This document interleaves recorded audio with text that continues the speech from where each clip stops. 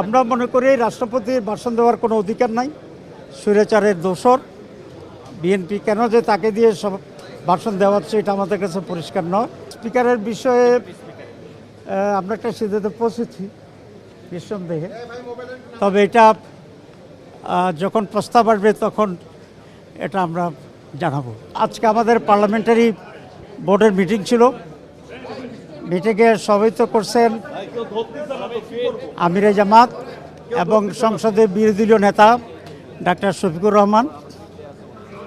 আমরা আগামীকাল যে সংসদ অধিবেশন বসবে সেই সংসদ অধিবেশনে এজেন্ডার সময় আলোচনা করেছি।